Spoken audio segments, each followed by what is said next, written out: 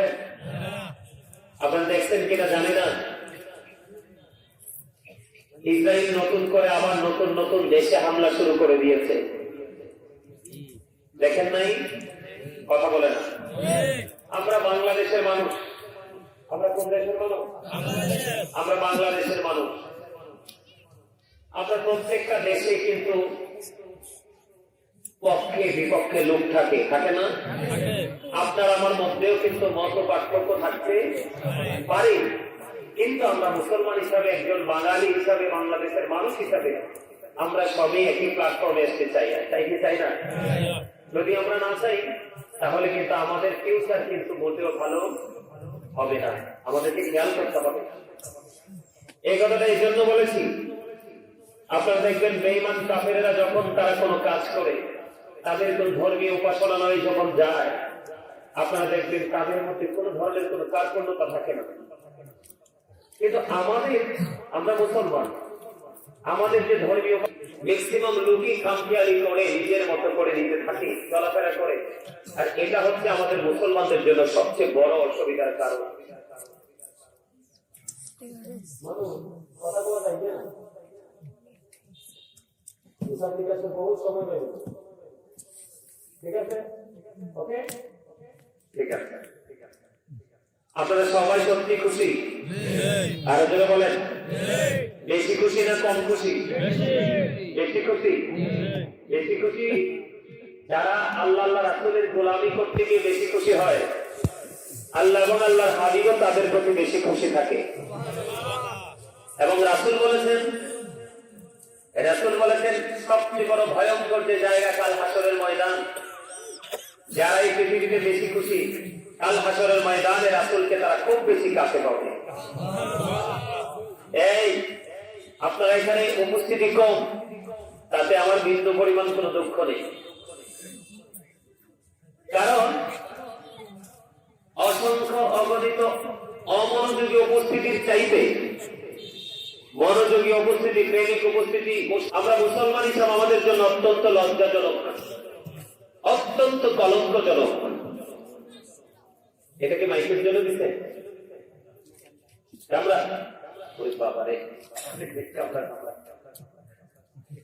আমার কথা আপনারা বুঝে? আমি কিন্তু আপনাদের কাছে ওয়াজ করতে আসতে আসছি, আপনারা কি ওয়াজ শুনবে? সবাই মন দিয়ে নাকি মন দিয়ে শুনবে? ঠিক আছে, তাইলে মন দিয়ে শুনলে আমি আপনাদের কাছে মন দিয়ে শোনার মতো আলোচনা করতে প্রস্তুত আছি। আপনারা সবাই মনোযোগ দিয়ে শুনবেন, হ্যাঁ? কারণ একটা হচ্ছে শুধু খাবার খাওয়া, আরেকটা হচ্ছে খাওয়ার মতো খাওয়া। এই খাওয়ার মতো খাওয়া জিনিসটা হচ্ছে স্বাদের সাথে খাওয়া। ঠিক, একটা হচ্ছে জাস্ট প্যাকেট ভিটা লাগলো, খেয়ে ফেললাম, প্যাকেট ভিটাকে মিটিয়ে দিলাম। আরেকটা হলো পরিপূর্ণ স্বাদ, মজা লাগছে, খেয়েছি, এটা হচ্ছে খাওয়ার মতো খাওয়া। এবার অল্প খানার বেশি খা। ঠিক ঠিক পবিত্র কাজ যেগুলো আমরা যখন দিনের কাজ করবো, মসজিদে যাবো, মাদ্রাসায় যাবো, এরকম মাহফিলে আসবো, তখনও কিন্তু আমরা এখানে কি করবো? আমল করবো, বসবো, কিন্তু বসার মতো বসবো, তাই তো? কথা বলেন, আপনাদের জিকির কিন্তু খুব চমৎকার ছিল। আমি কিন্তু অনেক জায়গায় জিকির করতে গেলে জিকির ছেড়ে দিই, মুসল্লিরা জিকির করতে জানে না, কিন্তু আপনাদের জিকির করার ধরনটা অসাধারণ ছিল। আমি বিশ্বাস করি আপনারা এত সুন্দর করে জিকির করেছেন, আমি বিশ্বাস করি আপনারা অনেক সুন্দর করে আলোচনাটাও শুনবেন। আমি সকলকে বিনীত ভাবে অনুরোধ করবো, এই মাহফিলটা কিন্তু প্রতিদিন হয় না, হয় প্রত্যেকটা এরিয়াতে বছরে একদিন হয়। এটা অনেক কাঙ্ক্ষিত একটা নিয়ামত, অনেক কাঙ্ক্ষিত একটা জিনিস। যারা ওই যে বললাম খাওয়া একটা, আর একটা খাওয়ার মতো খাওয়া। কথা বুঝে আসছে? আমি এই জন্য আপনাদেরকে বলবো,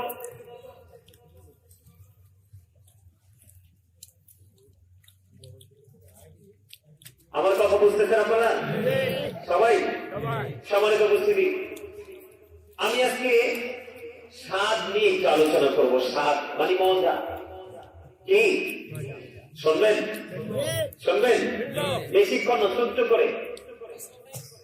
মানে আমরা তো সবাই মজা বুঝি, মজা বলি, কেউ স্বাদ, কেউ টেস্ট, ঠিক কিনা বলে? খাবারটা কেমন লাগছে? অনেক টেস্টি, ঠিক কিনা বলে? তো এই জায়গাটা স্বাদের সাথে বসলে আমরা কি বেনিফিট পাবো, কি মজা পাবো, এই বিষয়গুলো নিয়ে একটু আলোচনা করতে হবে। তার কারণ আমরা নামাজের ক্ষেত্রে হোক, দুরূদ পড়ার ক্ষেত্রে হোক, জিকির করার ক্ষেত্রে হোক, সামাজিক কল্যাণের ক্ষেত্রে হোক, নীতি নৈতিকতাকে ডেভেলপ করার ক্ষেত্রে হোক, এটা কিন্তু আপনি আমি যতক্ষণ না পর্যন্ত মজা না পাবো ততক্ষণ কিন্তু আমরা সেটা করতে যেতে চাই না। কারণ সেই নামাজটা কি, নামাজটার মজাটা কি সেটা বুঝতেই পারে না। তো বুঝতে না পারলে তো কোনো কিছু কেউ ধরবেও না। মাহফিল যখন হয়, এক শ্রেণীর মানুষ আশঙ্কায় থাকে যে আমার পছন্দের হুজুর আসতেছে, আজকে হৃদয় করে আলোচনা শুনবো।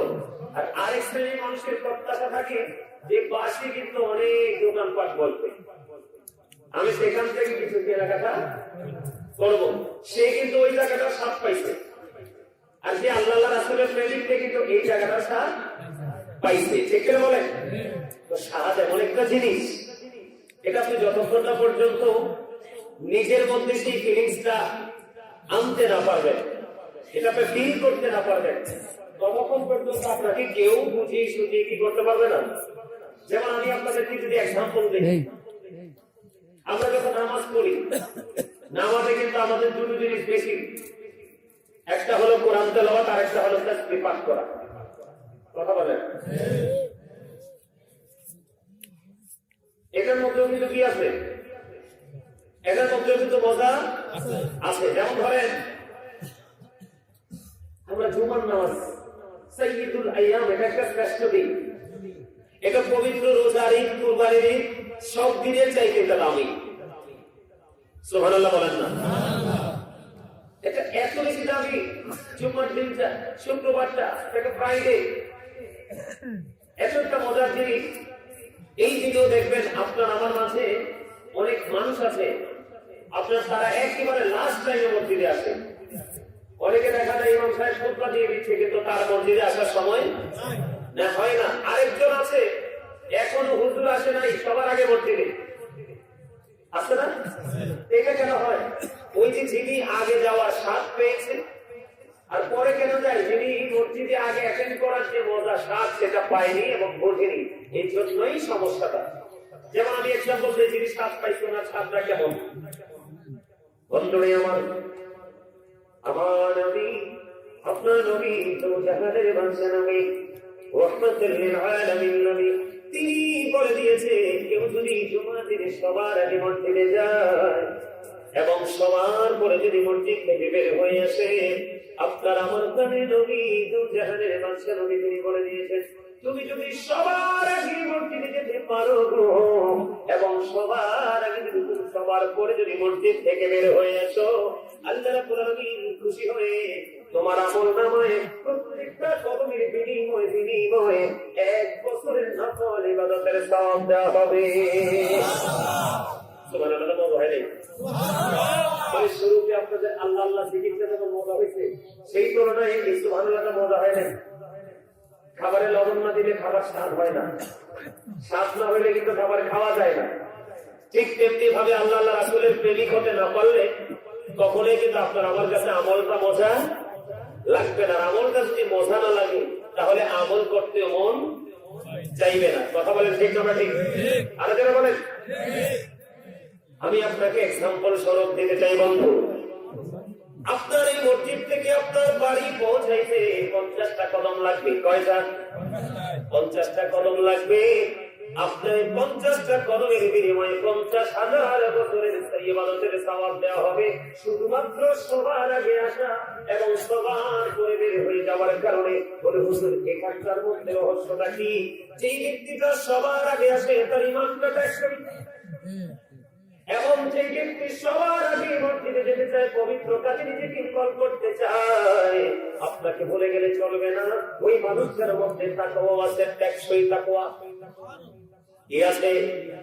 প্রেম আছে, সত্য, ভয় আছে অনেক বিকট, এই কারণে তার মধ্যে প্রতিযোগিতা চলে আসে।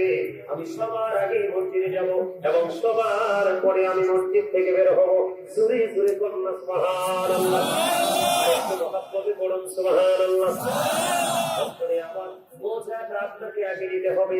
আল্লাহ রাব্বুল আলামিন দেখে দেখে বলে, হাবিব আপনি আপনার উম্মতগুলোকে জানিয়ে দেন আমি আল্লাহ কথা দিলাম তার ঈমান এবং তার তাকওয়ার কারণে আমি আল্লাহ তার আগে আসা এবং সবার পরে রিয়াজ করে ধীরে ধীরে মসজিদ থেকে বের হয়ে গেল। আমি তার নামাজ রোজা ইবাদত বন্দেগীর যত সওয়াব আছে সব সওয়াবের পরেও আমি মসজিদ থেকে যখন বের হয়ে তার বাড়ির দিকে রওনা দিবে, একটা কদম দিলে 1 বছরের ইবাদতের সওয়াব, 2টা কদম দিলে 2 বছরের ইবাদতের সওয়াব। তার মানে যে ব্যক্তি যত দূর থেকে আসবে তার আমলের পাওয়ারটাও তত বড় হবে। তাহলে এই মসজিদে আসার দরকার আছে না নাই? আরো যারা বলেন মসজিদে আসতে হলে যাইতে হলে, যেমন আমার এলাকার মধ্যে বন্ধু আমি একটা মসজিদ আল্লাহ আমাকে দিয়ে করাইছি, মাত্র 5 মাসে কমপ্লিট করেছি। কয় মাস? 32 বছরের পুরনো মসজিদ ভেঙে চুরে পড়ছে। এক একজন বড় বড় বিল্ডিং বানাচ্ছে ফাউন্ডেশন দিয়ে, কিন্তু মসজিদে 10 টাকা দেওয়ার মতো কেউ নেই। তখন 32 বছর পরে আমি এবার মাত্র 5 মাস, গত জানুয়ারি, এই জানুয়ারির 5 তারিখে 1 বছর পূর্ণ হবে। মসজিদ গত জানুয়ারির 5 তারিখে উদ্বোধন করেছি।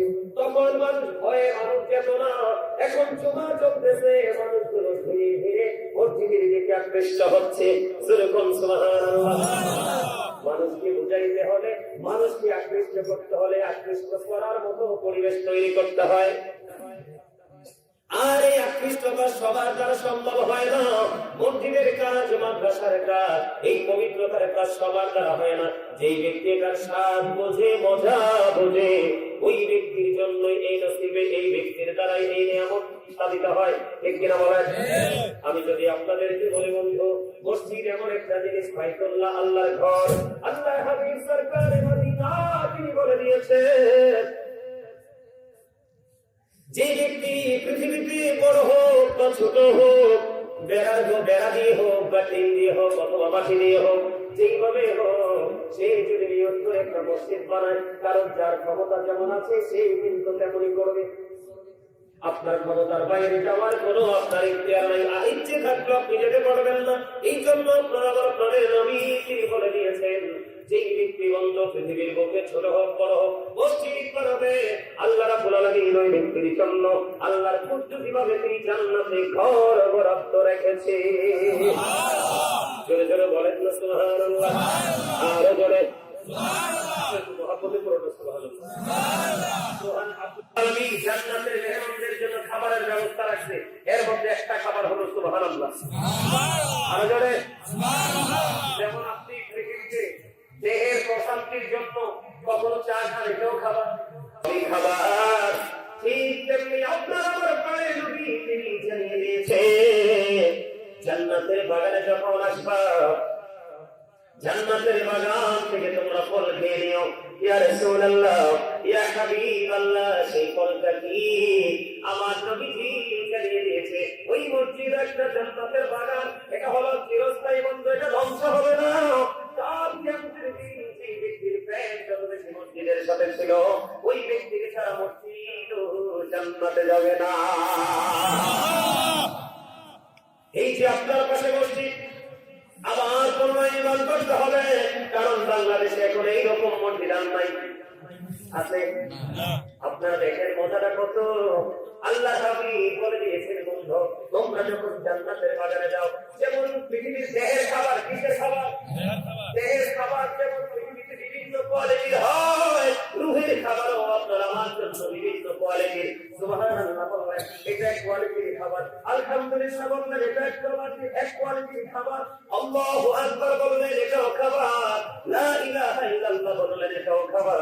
ও বন্ধু, এই জন্য বলি সুবহানাল্লাহ যখন বলবেন মজা করে বলবেন, কারণ আপনারা জান্নাতি মেহমান, যেহেতু রাতের বেলা জান্নাতের বাগানে এসেছেন, এটা হলো আপনাদের রাতের জিনাত।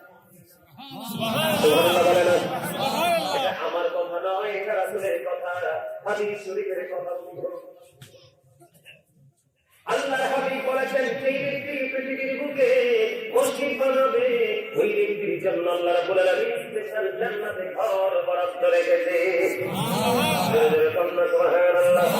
আল্লাহর হাবিব সরকারে মদিনা তিনি বলেছেন, তুমি মসজিদে যতবার তুমি মসজিদে আসা যাওয়া করবে, মসজিদে তুমি যত বেশি আসা যাওয়া করবে, প্রত্যেকবারের বিনিময় তোমার জন্য আলাদা আলাদা করে মেহমানদারির ব্যবস্থা হবে। তুমি একবার গেলে একবার ব্যবস্থা হবে, দুইবার গেলে দুইবারের ব্যবস্থা হবে, তিনবার গেলে তিনবার ব্যবস্থা হবে, চারবার গেলে চারবার ব্যবস্থা হবে, পাঁচবার গেলে পাঁচবারের ব্যবস্থা হবে। জোরে জোরে বলুন না সুবহানাল্লাহ, আর জোরে বলুন সুবহানাল্লাহ। যেই ব্যক্তির অন্তরটা সব সময় আমার ঘর এই মসজিদ বাইতুল্লাহর সাথে যুক্ত থাকে, সেই ব্যক্তির অন্তর সব সময় মসজিদ নিয়ে পাবে, সেই ব্যক্তির অন্তর সব সময় আল্লাহর ঘরের প্রতি আকৃষ্ট থাকে, আল্লাহ রাব্বুল আলামিন এই বর্তমানে বাংলাদেশ থেকে, এই পৃথিবীর জমিন থেকে খেয়াল করবেন আলোচনা, এই পৃথিবীর জমিন থেকে সূর্যটা 9,13,00,000 মাইল দূরে, সূর্যের 1,86,000 মাইল বেগে পৃথিবীর দিকে ছুটে এসে আল্লাহর হাবিব সরকারে মদিনা তিনি জানিয়ে দিয়েছে, 7 শ্রেণীর মানুষকে আল্লাহ রাব্বুল আলামিন কাল হাসরের দিন আল্লাহর আরশের ছায়ার নিচে জায়গা করে দিবে। বন্ধুরে আমার, আরশের নিচে সেদিন আসমান থাকবে না, জমিন থাকবে না, বন্ধু পাহাড় থাকবে না, কোনো কিছু থাকবে না।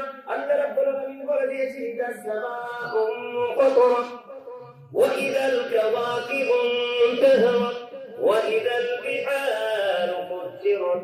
আল্লাহ রাব্বুল আলামিন জানিয়ে দিয়েছেন কোরআন শরীফের 30 পারায় সূরা ফিতরের মধ্যে আল্লাহ বলেছেন, আকাশটা ভেঙে চলে যাবে, তারকাগুলো বিক্ষিপ্ত হয়ে পড়বে, সমুদ্র উদ্বেলিত হয়ে যাবে। এত ভয়ঙ্কর হবে, আমি আপনাদেরকে বুঝাইতে চাই। সূর্যটা 9,13,00,000 মাইল দূরে, সূর্যের আলো পৃথিবীতে আসতে সময় লাগে মাত্র 8 মিনিট 20 সেকেন্ড। প্রতি সেকেন্ডে 1,86,000 মাইল বেগে আসে। আমি আপনাদেরকে কি বুঝাই একটু খেয়াল করবেন, অনেক বেশি আবরণ ভেদ করে পৃথিবীর দিকে ছুটে আসে। আমরা সূর্যের তাপ সহ্য করতে পারি না, কাল হাসরের দিন মাত্র সোয়া হাত উপরে থাকবে। সূর্যটা উগ্রের তাপে, সূর্যের তাপে বন্ধু মানুষের ঘাম শরীর বোমের মতো চলতে থাকবে, ঘামতে থাকবে, দুর্গন্ধময় পরিবেশ হয়ে যাবে। আল্লাহর হাবিব জানিয়ে দিয়েছে, আল্লাহ রাব্বুল আলামিন বলেছেন, হাবিব আপনি আপনার উম্মতগুলোকে, আমার বান্দাগুলোকে খবর আপনি জানিয়ে দেন। আমি আল্লাহ কথা দিলাম, ওই যেই যুবকটা, যেই বৃদ্ধটা, যেই বৃদ্ধাটা আল্লাহর ঘর, আমার ঘর বাইতুল্লাহর সাথে তার অন্তরটাকে লাগায় রাখছে, সব সময় এই বাইতুল্লাহ নিয়ে ভেবেছে, আমি আল্লাহ কাল হাসরের দিন আরশের ছায়ার নিচে জায়গা করে দিব। কেউ অন্যায় করে সাথ পায়, এই জন্য সে অপরাধ করে, কেউ তার পছন্দ মতো কাজ করে মজা পায়, এই জন্য সে এই ভালো কাজগুলো করে, ঠিক কিনা বলেন?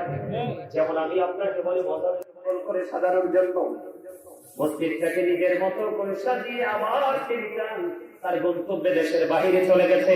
এবার দেখেন, আমার গ্রামের অনেক মানুষ আছে বন্ধু, একটা ইটও ধরে নাই, এক কোদাল মাটিও কাটে নাই, আরেকজন সমাজ থেকে আল্লাহর কাছে নামাজ পড়ে, আল্লাহ আমার দিশাটা লাগায় দাও, আমি তোমার ঘর এই বাইতুল্লাহর গোলাম হতে চাই।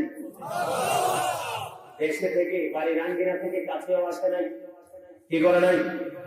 বাড়ির আঙ্গিনা থেকে বন্ধু কাছে আসেনি, আরেকজন প্রবাস জীবন থেকে উড়াল মেরে এসেছে, মসজিদের কাজটা কমপ্লিট করে আবার চলে গেছে বন্ধু। জোরে জোরে কন্যা সুবহানাল্লাহ।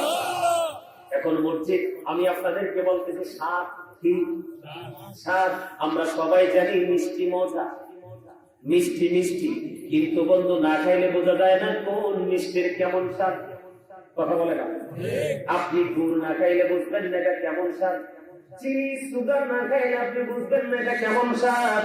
দই এক ধরনের স্বাদ, রসগোল্লা এক ধরনের স্বাদ, রসমালাই এক ধরনের স্বাদ, মিষ্টি বললেই হবে না, এটা বিভিন্ন কোয়ালিটির স্বাদ আছে।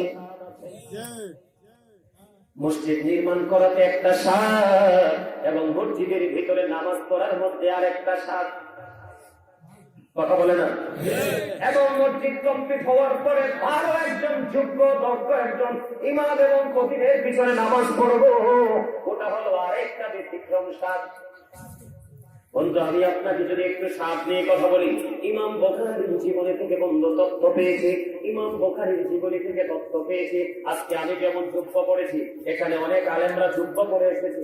এই যে আমার ভাই এখানে জুব্বা পড়ে বসে আছে বন্ধু, ইমাম বুখারী নামাজ পড়তেছে। নামাজ পড়তে পড়তে পড়তে পড়তে বন্ধু নামাজ শেষ হয়ে গেল। এবার ওনার এক ছাত্রকে একটা ডাক দিয়ে বললেন, আমার জুব্বাটা একটু, আমার জামাটা একটু আলগি দিয়ে দেখো, জামাটার ভিতরে কি। এবার বন্ধু তিনি ছাত্র জামাটা আলগি দিলেন, খেয়াল করলেন। জামাটা যখন উঠালেন, জামাটা উঠানোর পরে চাইয়ে দেখে ওনার জামার ভিতরে বিষাক্ত একটা বিমূল পোকা, একটা নয় দুইটা নয় বন্ধু 10টা কামড় দিয়েছে। এবার ছাত্র দেখলেন ওস্তাদকে বিষাক্ত পোকা একটা দুইটা নয় 10টা কামড় দিয়েছে। এবার শিক্ষককে ডেকে ডেকে বললেন, ইমাম বুখারীকে ডেকে ডেকে বললেন, হুজুর এত বিষাক্ত পোকা আপনাকে একটা নয় দুইটা নয় 10টা কামড় দিল, আপনি কেমন করে এতক্ষণ নামাজে দাঁড়িয়েছিলেন?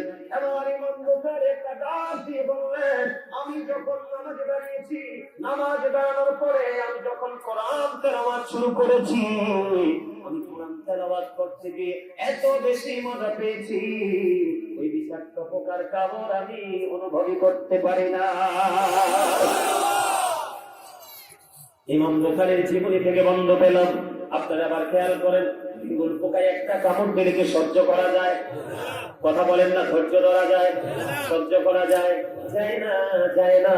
কিন্তু বন্ধু, ওই যে আমি বললাম সাপ এমন এক জিনিস, আপনি দেখবেন, আমি আপনাদেরকে এক্সাম্পল দেই, যখন আপনি নামাজে দাঁড়াবেন কত রকমের কথা আপনার মনে হবে। যখন কোন মানুষ, যেমন ধরেন একটা সিনেমা দেখতে গিয়েছে বন্ধু, পাশের ঘরে আগুন লেগে পড়ে ছাই হয়ে যায়, চিৎকার চেঁচামেচি শোনা যায়, কিন্তু তিনি কি করতেছে না, তিনি বুঝতেছে না, অনুভব করতে পারতেছে না, কান্নার আওয়াজ ওনার কানের মধ্যে ঢুকতেছে না, কারণ ওনার অন্তরের কান এই নোংরামির দিকে। আমার কথা আপনারা বুঝেননি? মজা আর আমরা নামাজে গেলে কত দেশের কথা মনে পড়ে, কত চিন্তা আমাদের মাথায় আসে। এই চিন্তাগুলো মাথায় আসার কারণ হলো বললো, ওই যে আমরা নামাজের স্বাদ পাচ্ছি না, নামাজ মজা করে পড়তে পারছি না। যেমন ধরেন কোরআন তেলাওয়াতের মধ্যে কোনো মনোযোগ নাই। ইমাম সাহেব যখন নামাজ পড়ায় বন্ধু, কত সুন্দর করে তেলাওয়াত করতে থাকে, আপনার আমার কিন্তু ভালো লাগে না শুনতে, কারণ আমার তো স্বাদ পাচ্ছি না এখানে, কারণ মনটা তো আমার উদাসীন। কথা বলেন না কেন? আমি যদি আপনাকে একটা কথা বলি বন্ধু, আপনার আমার জন্য বড় একটা নেয়ামত হলো একটা মসজিদ, আপনার আমার জন্য বড় একটা নাজাতের ফয়সালা হলো একটা মসজিদ। এই মসজিদ যদি বন্ধু 100 জনে মিলে বানায়, কাল হাসুরের দিন আল্লাহ রাসূলের হাদিস অনুযায়ী 100 জনের নামে দলিল হবে। সুবহানাল্লাহ বলেন না? আপনার এখানে কিন্তু কোনো কাজকর্ম করার কোনো সুযোগ নাই। আপনার জায়গা কেনার পরে এখন আগে কিন্তু খারিজ করে হয়, কথা কয় না? খারিজ করলে এটা থেকে লোক দিতে পারেনি, মালিকানা দাবি করতে পারেনি। ঠিক তেমনি ভাবে আপনি যখন এই মসজিদে আল্লাহর ঘর, এই জান্নাতের বাগান বাইতুল্লাহতে যখন আপনি সময় দিবেন, আপনার নামে খারিজ হয়ে যাবে জান্নাত। ওই জান্নাত আপনাকে চিরস্থায়ী জান্নাত উপহার দেবে। সেই জান্নাতের মধ্যে বন্ধুর কোনো প্রস্তাব হবে না, এই জান্নাতের মধ্যে কোনো পায়খানা হবে না, যেই জান্নাতের মধ্যে কোনো মলমূত্র ত্যাগ করবে না, যেই জান্নাতের মধ্যে মানুষ কোনো নাচ ছাড়বে না। সুবহানাল্লাহ। আর জোরে বলেন না বন্ধুরে, আমার স্বাদ কেমন জিনিস, আমার দিকে থাকা মজা কেমন জিনিস। আপনি যতক্ষণ না মজা পাবেন ততক্ষণ পর্যন্ত আপনার সফলতা অর্জন করা যাবে না। যেমন আমি আপনাদেরকে এক ব্যক্তি এসে বললো, একজনই ব্যক্তি এসে বলল, আল্লাহর হাবিব কি ইয়া রাসূলুল্লাহ, ইয়া হাবিবাল্লাহ, নবী গো কিয়ামত কখন হবে গো নবী? এবার আমার নবী ডাক দিয়ে বললেন, তুমি কিয়ামতের দিনের জন্য কি প্রস্তুতি নিয়েছো? ইয়া রাসূলুল্লাহ, ইয়া হাবিবাল্লাহ, নবী গো আমি কিয়ামতের দিনের জন্য কোনো প্রস্তুতি নিতে পারিনি। ইয়া রাসূলুল্লাহ, আমি আমার আল্লাহ এবং আল্লাহর হাবিবকে ভালোবাসি। সঙ্গে সঙ্গে আমার নবী জানিয়ে দিলেন, তুমি যাকে ভালোবাসো তার সাথে তুমি থাকবা। এখন আপনি তো পাগল হয়ে যাবেন, কি কথা বলে না? আল্লাহ তো কোরআনে বলছে, মাইয়ুতির রাসূলা ফাকাদ আতা আল্লাহ। আল্লাহ বলেছেন, হি ও অবিস আল্লাহ, যেই ব্যক্তি রাসূলের নির্দেশ মানলো সেই যেন আল্লাহর নির্দেশ মানলো। আল্লাহ বলেছেন, কুল ইন কুনতুম তুহিব্বুনাল্লাহ ফাত্তাবিউনি ইউহিব্বুকুমুল্লাহু ওয়া ইয়াগফির লাকুম যুনুবাকুম ওয়াল্লাহু গফুরুর রহিম। আল্লাহ বলেছেন সে বলুন ইফ ইউ ডু লাভ আল্লাহ, যদি তোমরা আল্লাহকে ভালোবেসে থাকো, কলবি মুহাম্মদ সাল্লাল্লাহু আলাইহি ওয়াসাল্লাম, মুহাম্মদ সাল্লাল্লাহু আলাইহি সাল্লামের অনুগত হয়ে যাও, আল্লাহ উইল লাভ ইউ, আল্লাহ তোমাদেরকে ভালোবাসবে, এন্ড ফরগিভ ইউ সিনস, আল্লাহ তোমাদের জীবনের গুনাহগুলো maaf করে দিবে। সুবহানাল্লাহ। আর যারা বলেন সুবহানাল্লাহ। এখন আপনার মধ্যে সাত জাগিয়ে মজা পেয়ে গেছে, নবীকে ভালোবাসলে কি পাওয়া যায়? নবীকে ভালোবাসলে কি পাওয়া যাবে? জান্নাত সোজা হিসাব আপনারা সাধারণ মানুষের গভীরে ঢোকার দরকার নাই। সোজা কথা হলো আপনি জান্নাত পেয়ে যাবেন। আপনার মধ্যে মজা ঢুকলো, আপনার মধ্যে একটা ইন্টারেস্ট শুরু হয়ে গেল, আপনার মধ্যে একটা ফিলিংস তৈরি হয়ে গেল, রাসূলকে ভালোবাসলে আল্লাহকে পাওয়া যায়। এখন রাসূল তো পৃথিবীর বুকে নাই, রাসূল তো পৃথিবী ছেড়ে চলে গেছে। রাসূলকে যদি দেখতে হয় আমরা স্বপ্ন যুগে দেখতে হবে। এখন কি করব? আল্লাহ রাব্বুল আলামিন বলে দিয়েছে তোমরা টেনশন করো না, তোমরা টেনশন ফ্রি থাকো। ওই মদিনা পর্যন্ত আল্লাহ পাওয়ার স্টেশন হলো মদিনা। এই মদিনায় যাইতে হলে তোমাকে লোকাল স্টেশনে যেতে হবে। সুবহানাল্লাহ। বলেন না সুবহানাল্লাহ। লোকাল স্টেশন কোনটা? আপনার মসজিদের খতিব সাহেব। ঠিক বোঝেন নাই? আমার দিকে তাকান, আমি কি বলি মন দিয়ে শোনেন। আল্লাহ রাব্বুল আলামিন বলেছেন join with my dear people, come to my paradise. Allah বলেছেন ফাদখুলি ফি ইবাদি ওয়াদখুলি জান্নাতি। আল্লাহ রাব্বুল আলামিন বলেছেন আমার প্রিয় লোকদের সাথে যুক্ত হও আর আমার জান্নাতে চলে এসো। বলে হুজুর প্রিয় লোক বলতে আল্লাহ রাব্বুল আলামিন বলেছেন ইয়া আইয়ুহাল্লাযীনা আমানু তাকুল্লাহ ওয়াবতাগু ইলাইহি ওয়াসিলা। আল্লাহ বলেছেন হে ইমানদারগণ তোমরা আমাকে ভয় করো এবং আল্লাহ রাব্বুল আলামিনকে পাওয়ার জন্য ওসিলা খোঁজো। ওসিলাটাকে আল্লাহ বলেছেন ইয়া আইয়ুহাল্লাযীনা আমানু তাকুল্লাহ ওয়া কুনু মা'আস সাদিকিন। আল্লাহ রাব্বুল আলামিন বলেছেন তোমরা আমাকে ভয় করো, ইমানদাররা তোমরা আমাকে ভয় করো এবং সত্যবাদীদের অন্তর্ভুক্ত হয়ে যাও। সাদিকিনের ব্যাখ্যায় তাফসীরে রুহুল বায়ান, তাফসীরে মাযহারি, তাফসীরে কবরির মধ্যে এসেছে হক্কানি আলেম এবং হক্কানি আল্লাহর ওলিদেরকে বোঝানো হয়েছে। আর যারা কন্যা আপনি একজন হক্কানি আলেমকে ভালোবাসলেন, রাসূলকে ভালোবাসলেন, আর রাসূলকে ভালোবাসলে ওই আল্লাহর ভালোবাসা হয়ে যায়। জোরে জোরে বলুন না সুবহানাল্লাহ। আর একটু মহব্বতে বলুন সুবহানাল্লাহ। বন্ধুরে আমার, তাহলে কি যখন আপনার মধ্যে ফিলিংসটা আসবে, মজাটা যখন আপনি পাবেন, তখনই কিন্তু আপনি স্বপ্ন দেখতে থাকবেন, রাস্তা খুঁজতে থাকবেন। ঠিক কিনা বলেন? আমি আপনাদের খুব গুরুত্বপূর্ণ আরেকটা মেসেজ দেব। বন্ধুরে আমার, মজা এমন একটা জিনিস,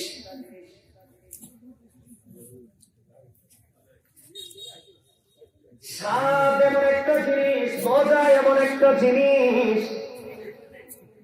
আপনারা আমার দিকে খেয়াল করেন, হযরতে ওমর রাদিয়াল্লাহু তাআলা ইসলাম গ্রহণের পূর্বে, কারণ আমি আজকে ছোট্ট একটা আয়াত তেলাওয়াত করেছি পবিত্র কালামে হাকিম থেকে, ইয়া আইয়ুহাল্লাযীনা আমানু কু আনফুসাকুম ওয়া আহলিকুম নার।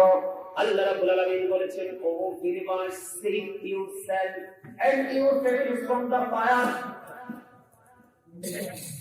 আল্লাহ রাব্বুল আলামিন ঈমানদারদেরকে ডেকে বলেছে মুমিন তুমি জাহান্নাম থেকে বাঁচো এবং তোমার পরিবারকেও জাহান্নাম থেকে বাঁচাও। আপনি যদি জান্নাতের স্বাদ বুঝতে পারেন, জান্নাতের যদি মজা বুঝতে পারেন, আর জাহান্নামের ভয়াবহতা যদি জানতে পারেন, তাহলে আপনি বাঁচা এবং আপনার ফ্যামিলিকে বাঁচানোর স্বাদ জন্ম হবে। কথা বলে না? যদি আপনি জানতে না পারেন, মজা বুঝতে পারেন, নেগেটিভ এন্ড পজিটিভকে আইডেন্টিফাই করতে না পারেন, ডিসটেন্স যদি আপনি তৈরি করতে না পারেন, গ্যাপ যদি আপনি তৈরি করতে না পারেন, ভালো এবং মন্দের মাঝে কখনোই আপনার জীবনে সফলতা সম্ভব না। যেমন বন্ধু, আপনারা কি বুঝেননি আমার আওয়াজ? বিরক্ত লাগে? তাকে শুনতে ভালো লাগে? যদি ভালো লাগে আপনারা যেই দিকে বলবেন সেই দিকে আলোচনা করব। কিন্তু যেহেতু একটা উন্নয়ন প্রকল্পের কাজ, এই বিষয়টা নিয়ে মজা নিয়ে ওয়াজ করা দরকার। কারণ আমি আপনাদেরকে বলে বন্ধু, আমার আগে আপনাদের খতিব সাহেব একটা আয়াত তেলাওয়াত করেছে, আমি অত গভীরে ঢুকবো না। আপনার আমার জন্য হেদায়েতের জন্য বন্ধু রাস্তার কিনারায় দাঁড়িয়ে আছে কোরআনের আয়াত, জোরে জোরে বল সুবহানাল্লাহ। আল্লাহ রাব্বুল আলামিন বলে দিয়েছে সূরা বাকারার মধ্যে, আল্লাযীনা ইউমিনুনা বিল গায়বি ওয়া ইউকিমুনাস সালাতা ওয়া মিম্মা রাযাকনাহুম ইউনফিকুন। আল্লাহু আকবার। মজা হইছে না? সাদ হইছে না? কি সাদ হইছে?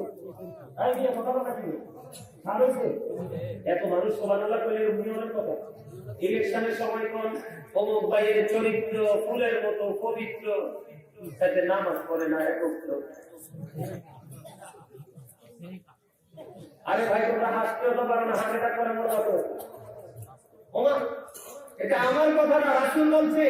অনেকগুলো তথ্য দিয়েছি সুস্থ জীবনের জন্য, অনেকগুলো রাসূল সাল্লাল্লাহু আলাইহি ওয়াসাল্লাম অনেকগুলো ইনস্ট্রাকশন আমাদেরকে দিয়েছেন। এর মধ্যে একটা হলো রাসূল বলেছে তুমি সুস্থ থাকতে চাও, ফ্রি থাকো, হাসি খুশি থাকো, দুঃখ সুখ শেয়ার করো। তুমি গোমরা মুখে থাকলে যেই কোনো মুহূর্তে স্পট দেয়, আগে আগে জায়গা শেষ হয়ে যাবে। এই জন্য আমি তোমাদেরকে বলি হাসবা। আমি তো বলছি অমুক ভাইয়ের চরিত্র এইবার নামাজ পড়ে না এক কথা কি ঠিক? মাত্র 82 একটা বিল আছে, অনেক সময় যোগে ওটা মুসলিম কথা কয় না কেন? কারণ জায়গার যেমন RSBSCS আছে, আছে না? আর আছে কি না? জায়গার যেমন RSBSCS আছে, ঠিক তেমনিও নেতার কিন্তু RSBSCS মেন আছে, হচ্ছে পেপার, এটা হচ্ছে মেন মানুষ। এখন নাচার সবাই কিন্তু যেটা থাকবে সেটা বেশি নাচে, কিন্তু বিরানির সময় RSBSCS পর্যন্ত সীমাবদ্ধ। কিন্তু নাচা দরকার নাচেন না, ঠিক কিনা বলেন? এখানে নিয়ে যান, ওই নাচায় আপনার ভাগ কেউ নিতে পারবে। এক্সাম্পল দিলাম একটু মজা করার জন্য, আপনাদের মানসিকতাটাকে একটু অ্যাক্টিভ করার জন্য। আমার কেউ হাসক বা না হাসক, আমার চাচা একটা হাসি দিচ্ছে, তাও মুস্কি হাসি। রাসূলের যে সুন্নাহ মোতাবেক হাসা, এই হাসিটা আমার চাচাই দিচ্ছে, সুন্দর লাগছে। আলহামদুলিল্লাহ বলেন। আরে আরো জোরে আলহামদুলিল্লাহ। আমি আপনাদেরকে বললাম চা, কফি, বিস্কিট, চানাচুর, বিরিয়ানি, দুধ ভাত, মাছ ভাত, গোশত ভাত সবই খাবার। এখানেও যা পারবেন তাই দিন, এগুলো জান্নাতের মেহমানদের জন্য স্পেশাল খাবার। আরো জোরে, আরে আরো জোরে, আরো জোরে। বারবার জোরে বলতে বলি কেন জানেন? আওয়াজ যত উঁচু হবে শয়তান তত দূরে যাবে, আর শয়তান তত দূরে যাবে আপনি আমলের মজা তত বেশি পাবেন। কারণ আল্লাহ রাব্বুল আলামিন বলেছেন শয়তান is the eternal enemy of the believers. ঈমানদারদের প্রকাশ্য শত্রু হলো শয়তান। কিন্তু 100% টেকসই মুমিন যারা, আল্লাহ তাদের সম্পর্কে একটা চমৎকার মেসেজ দিয়েছে। আল্লাহ বলেছেন ইন্না কাইদা শাইতানি কানা দাঈফা। আল্লাহ বলেছেন শয়তান ডিসিপশন ইজ ভেরি উইক। শয়তানের ধোঁকা মুমিনের জন্য একেবারে দুর্বল। হাজার চেষ্টা করলো জাল ফেলবে, কিন্তু মাছ রাস্তা যত ব্লক করুক তাহলে আটকানো সম্ভব না। এই জন্য এটাকে দূরে রাখতে হবে, আওয়াজ বাড়াই দিতে হবে।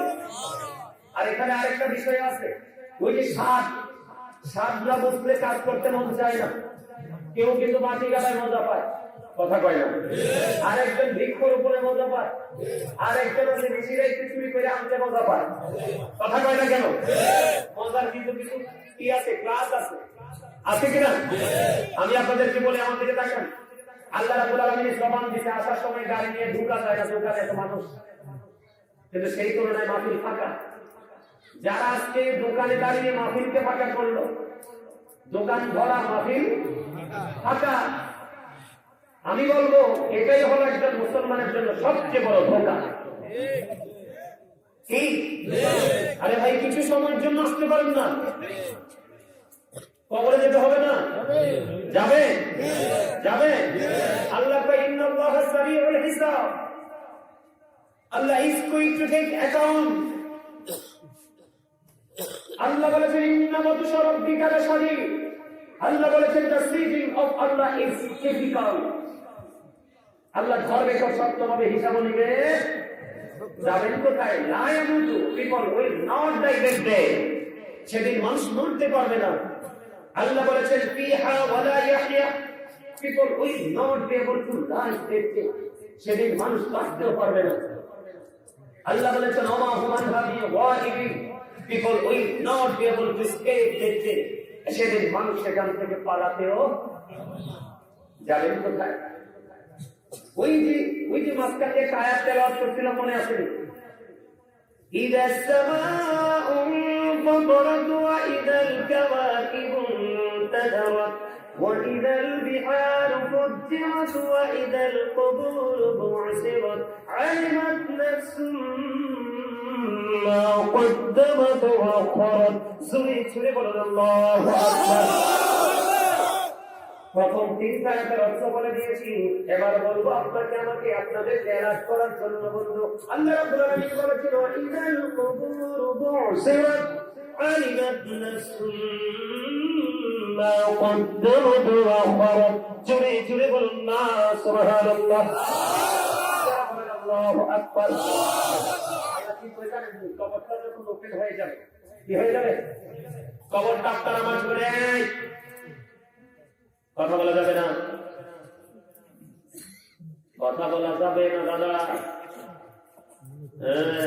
এটা জান্নাতের বাগানে মুহাম্মদের কথা একটু পরে চা দোকানে দেয়া কাছে রাখতে কথা শেষ হইত না। এদিকে দেখেন, আল্লাহ বলতেছি কবরটা যখন ওপেন হয়ে যাবে, কি হয়ে যাবে? আপনি আমি আমরা জীবনে কি কি করেছি আর কি করিনি সব আপনার আমার চোখের সামনে থাকবে। লুকাইয়া দেওয়ার লুকাইয়া রাখার কোন সুযোগ জায়গাটা কই যাওয়ার কোন রাস্তা আছে? করবার আছে? এই জন্য আমি বলতে চাই আপনাদেরকে, যেটা বলতে চাইছিলাম, সাপ আল্লাহ আপনাকে আমাকে ভোট বাদাম পান সেখানে যাবেন, সেখানে আপনার সাথে আছে বুখারী শরীফের 32 হাদিস কানা হযরত আবু হুরায়রা রাদিয়াল্লাহু তাআলা বলেছে, আমার আল্লাহ রাব্বি বলেছে হাবিব আপনি আপনার উম্মতগুলোকে জানিয়ে দেন, আপনার উম্মতগুলো যখন একা একা আমি আল্লাহকে ডাকে, আমি আল্লাহ একা একা তারে ডাকি। অনেক লম্বা হাদিস, আমি সেই দিকে যাব না, অনেক মজা। এটা অনলাইন থেকে কালেক্ট করে নিবেন বন্ধু, জিকে নিয়ে অনেক লম্বা আলোচনা আছে। আমার আলোচনা আজকে বিন্দু দিকে প্রতিদিন ক্লাস করা যায় না, কারণ সবগুলো মানুষকে একদিন করে বোঝাতে হবে, তখনই মানুষ বন্ধু সেন্সিটিভিটি সম্পূর্ণ পার্সন হিসেবে ক্লিয়ার করতে পারবে। ঠিক কিনা বলেন? আমি আপনাকে বলতে চেয়েছিলাম বন্ধু, হযরত ওমর এখনো পর্যন্ত ইসলাম গ্রহণ করে আপনার আমার প্রাণের নবীর গোল দুশমন আবু সুফিয়ান ঘোষণা দিয়ে দিল। আমি আপনার মজা বোঝাচ্ছি, মজা খেয়াল করবেন। আলোচনার মূল হেডলাইন কি? মজা টেস্ট। এই জন্য আমি একটা আয়াত তেলাওয়াত করেছি, তার মিনিং হলো বন্ধু, universe save yourself and you finish from the fire. Allah বলেছেন তুমি জাহান্নাম থেকে বাঁচো, ঈমানদারকে কোনো বেঈমান কাফের মুনাফিককে রাখবে না। আল্লাহ বলেছেন universe save yourself and you finish from the fire।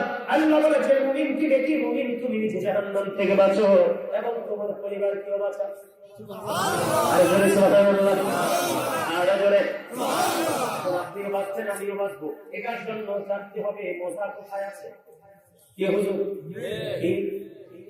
মজা কোথায় আছে, স্বাদ কোথায় আছে, কোথায় গেলে আমি মজা পাবো? দেখেন এখনো পর্যন্ত ইসলাম গ্রহণ করে, এখনো পর্যন্ত বেঈমানি সংস্কৃতিকে লালন করছে। এরই মধ্যে আবু সুফিয়ান ঘোষণা দিয়ে দিল, নবী মুহাম্মদের মাথা যদি কেউ আমার কাছে এনে দিতে পারো তার জন্য 100 উট ঘোষণা করলাম। সুবহানাল্লাহ বলে আমার খোদা, আমার নবীর কল্লা কাটবা, এগুলো সুবহানাল্লাহ বলে জোসেফে কিছু তো আল্লাহ হুস্তা হারাই গেছে। কথা কর মোহাম্মদ করে কইছে। দেখ আপনারা মনে করবেন যে সে রং শুনেন, এখানে কিন্তু আরেকও রং লাগিয়ে আরেকটা হাদিস চাই, তারপরে কি চাই? আল্লাহ হাদিস শরীফের মধ্যে আছে রাসূল এক ব্যক্তি না এই যে জোসেফে ভুল হয় এটারও বৈধতা আছে। এটা আমি তওবার আলোচনা যখন করি তখন এই হাদিসটা ঢুকায়। এক ব্যক্তি ধরেন সে কোন এক জায়গার উদ্দেশ্যে রওনা হলো, উটের পিঠে করে সব মাল সামান নিয়ে, খানা দানা পানি বরণ পর্যন্ত। হঠাৎ করে কি হয়ে গেল? ওটটা হারিয়ে গেল। তো ওট হারিয়ে যাওয়া মানে কি তার কাঙ্ক্ষিত সবকিছু হারিয়ে? বন্ধুরে আমার, ওই ওট যখন হারিয়ে ফেলেছে বন্ধু তার মনটা খারাপ। ওট হারিয়ে যাওয়া মানে আমার সব কিছু হারিয়ে যাওয়া। টেনশন করতে করতে করতে করতে বন্ধু সইতে পারে না। হাদিস শরীফের মধ্যে যে টেনশনের মধ্যে দিয়ে হঠাৎ করে আবার ওই মার বোঝাই করা ওট তার কাছে এসে ধরা দিল। তার কাছে যখন এসে ধরা দিল, সে এত বেশি খুশি হয়েছে, এত বেশি আনন্দিত হয়েছে, আনন্দিত হয়ে সঙ্গে সঙ্গে আল্লাহকে ডাক দিয়ে বলে, আল্লাহ তুমি আমার বান্দা, আমি তোমার রব। ওয়াজের মন নাই।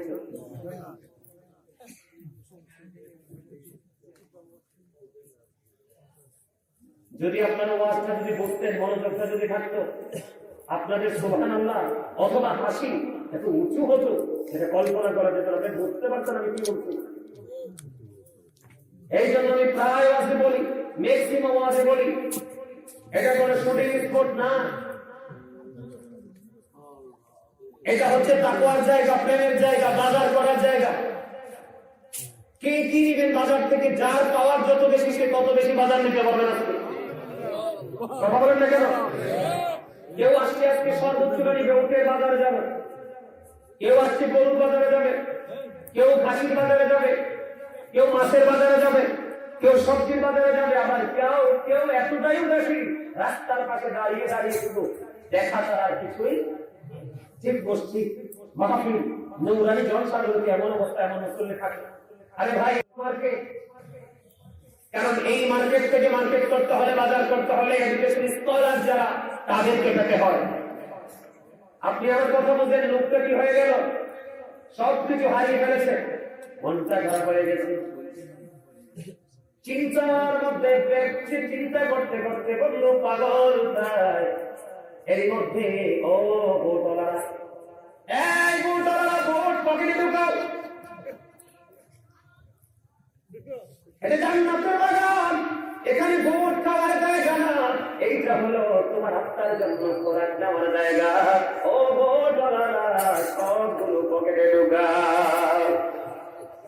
আমি যদিও বলেছি হাসিতে হাসিতে, তোমাদেরকে বুঝতে হবে এটা একটা ক্লাস, এটা একটা প্রফেশনাল, এটা টিচিং প্রফেশন। অনেক কষ্ট করে তাদেরকে দিনটা দিয়েছি। হুজুর কতবার কথা বলেছে আমার সাথে, এই মানুষটা আমার সাথে অনেক কথা বলেছে। আসার পরে আপনাদের প্রোগ্রাম দেখে মনটা খারাপ হয়ে গেল। কুমিল্লায় আমার মেহনীরা দেখছে এসে মানুষ, আর এটা নাকি বাৎসরিক প্রোগ্রাম। মন খারাপ করবো না, মুমিন যদি থাকে, প্রেমিক যদি থাকে, কথা কয় না আরো জনে। এখানে তুমি যদি ভোট খাও, মনটা ভোটের ভিতর ঢুকে যাবে। তুমি এখানে ভোট খেতে পারবা না, তুমি খাবে জান্নাতি খাবা।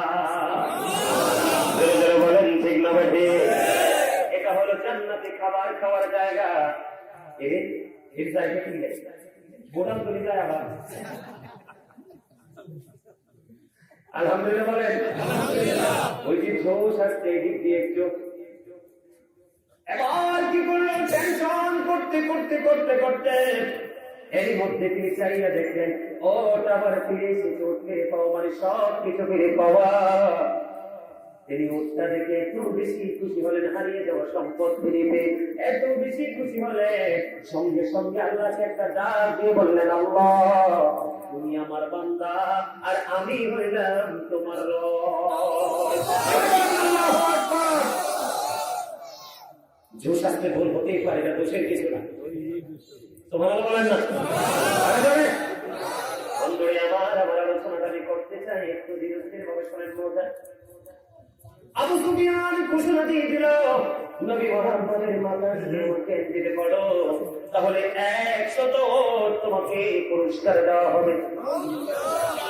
কেউ সাহস করে না, কারণ আবু তালেব তো আছে, আমির হামজা আছে, হযরত আব্বাস রাদিয়াল্লাহু তাআলা আনহু আছে, হযরত আলী আছে।